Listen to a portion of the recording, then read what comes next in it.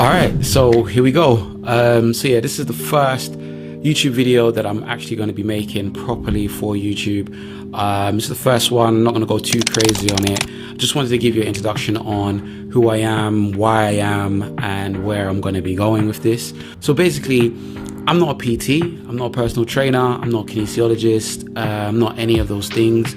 I'm literally an athlete that has been able to use all the resources out there in this big wide world to learn to become athletic from being totally unathletic. And I just want to be able to share that with people, because I feel like when I was going through it, there was literally like no one to like show me exactly what to do, because it was, again, so much information and everyone had their own kind of theories, but there was nothing based on hard actual data. So I mean, I studied economics in school, in university, and that made me very analytical. And being analytical, I was able to look at the actual hard facts, right? The hard facts on what to do to become as athletic as possible, as quickly as possible. And it's possible. You can become more athletic, you can jump higher, you can run faster. Yes, you are limited by your genetics, but the distance between your hard work and genetics, it's a big gap. It's actually a massive gap. So you can really turn your body into something completely different before your genetics actually starts to make kick into play. So in terms of like me, like I started playing basketball back in New York. I used to live in New York. I used to live in Brooklyn. So playing basketball, playing handball, those are the two things that helped me in terms of just naturally learning how to change directions quickly, learning how to explode in short spaces as quickly as possible, and also jumping as high as possible, because growing up in New York, it's mainly basketball. It's not any other sport really. I grew up in Brooklyn too, so really we were cutting crates out of we were cutting the bottoms out of crates, making them hoops and shooting that. Shout out to you if you know what I'm talking about. So yeah, man, like that's kind of where I kind of came from. And fast forward until I was about 19, I started to kind of wind down in terms of wanting to play basketball. So I started kind of thinking, you know, I'm just gonna kind of chill with sports, because I started getting a lot of tendonitis and a lot of pain in my knees, like lots and lots of pain in my knees, and I didn't know what to do. I didn't have any money to go to the doctors. They would give you painkillers and stuff, and personal trainers. I didn't know anything about personal trainers at the time. So I just thought, you know what, every single time I stopped playing, my knees felt better. And then when I started playing and I started dunking, I started doing all of that stuff again, that's when my knees started like having serious pains, and it was really annoying. So I thought, do you know what, I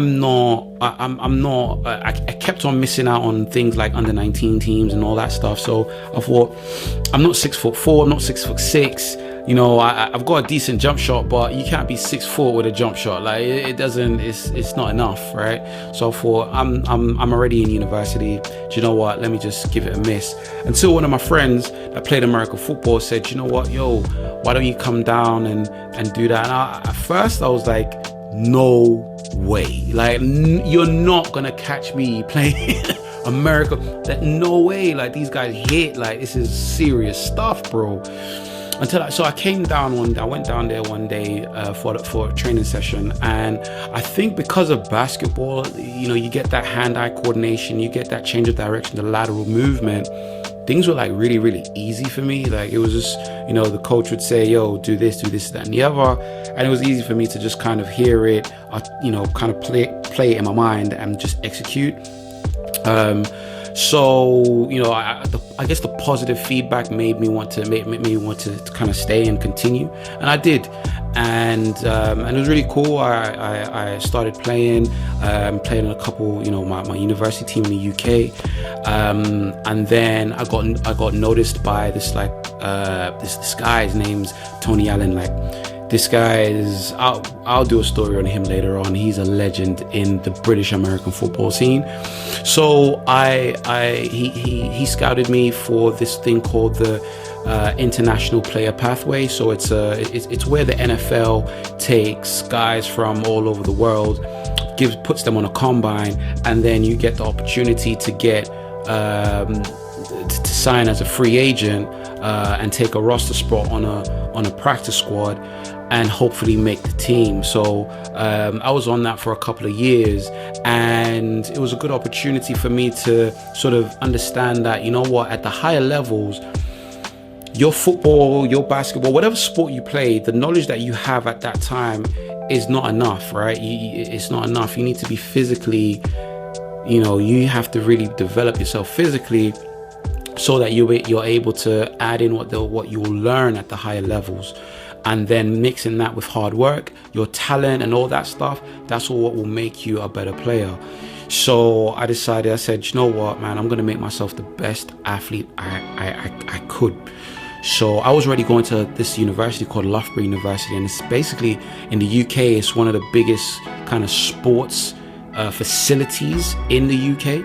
So when I did that, I started learning a lot about the body, about force application, about periodization, about energy systems, and how you can transform your body if you understand your body and then understand yourself. So when I started putting that into play, I started seeing that, wow, you know what, I'm really improving here. I can really change myself, and that's the whole genesis of what I've come to understand, this wealth of knowledge that I've been able to accumulate. But not only just to learn it, right? Not only just to have it in my head, but to use myself as the guinea pig. And on top of that, even where I am now, so people say I don't look it, but I'm going to be 38 this year. So it's almost like I'm continuously being able to transform myself and to adapt and learn more and to be able to help people. Because if at this age that I'm at, almost being 40 years old, and I can do the things I'm doing, it's not because I'm uber talented or I've been blessed with anything, not at all, but it's because I've learned how to train, how to use the different elements, the different training elements that's available to me to put into myself. And that's what I want to give to you, because I just feel like if you can learn these things, you'll be able to really explode in terms of your athletic development, because instead of you having to take the years and years to learn these things, you got the resources right here, right now. And it's not stuff that I'm just saying. These are things that I'm doing right now, and that's why I'm still playing.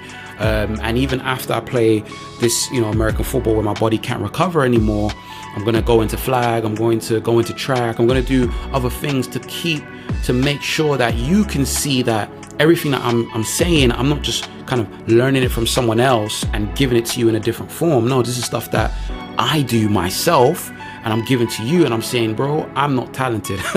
I'm not. You are. I'm not. So if you can take your talent with a bit of what this is, you'll be able to explode, man. So I just want to take you through one of the workouts that I did, where what I do is where I look at a warm up. I do a standard warm up, and the thing about my warm ups, I don't have the same warm up every time. I change up my warm up based off of how I feel, and the reason why I do that is because I've come to understand that there isn't only one way to do anything, and your feel is really, really important. The warm up is to do two things. It's to definitely get your body prepared to execute, but then also is to get your mind in the right situation. So for example, if you're nervous about you're about to compete and you're nervous, your warm-up should help you get back into a routine, and once you get into a routine, you can block everything out. So for me, that's the same thing I use it for. If I feel like, I'm feeling a bit sluggish, I'll change up my warm-up, because I know that, all right, this I might need to take a bit longer to get into that mode, to get my mind right. So then after kind of doing this warm up, I like doing straight leg box jumps. I love straight leg box jumps, because I feel like the normal box jumps, you can, if you have flexible hip, if you have really good mobility in your hip flexors, if you have control over your glutes, you can really scale really high heights, and that's not really reflective of your actual vertical jump. And that can be very dangerous, because you could start going really high on these boxes, and not only will you kind of be, you know, tapping into your ego, but you'll be risking danger. Like, you know, it's dangerous to jump on these boxes, because if you miss, you could land awkwardly and a whole bunch of things. So that's why I like doing straight leg box jumps, because it's, number one, it's very demanding on the CNS, but it's also a real test in terms of being able to apply force very quickly and be efficient with the movement as well. So I like doing that. And I also like doing single leg box jumps. Now, the single leg box jumps are a bit different. The reason why they're a bit different is because, again, sure, I'm using a box jump and I'm getting my hip flexors up. However, I'm being safe at the same time. It's safer than the two-footed jumps. So even if you miss, you can still protect yourself. So you don't have to, even when you commit fully, it's still easy to, well, I'm not say easy, but it's still something good for you to be able to recover from. So yeah, so with this channel, what I'm going to be doing is setting out various workouts, and mainly around force application, explosiveness, recovery, a little bit about nutrition. I am not a nutritionist, but the main things are the things that I do to get explosive. So yeah, subscribe, hit the bell icon, like this, comment what you think and what you want to see, because I really want to provide you with the best information possible so that you can win. Peace.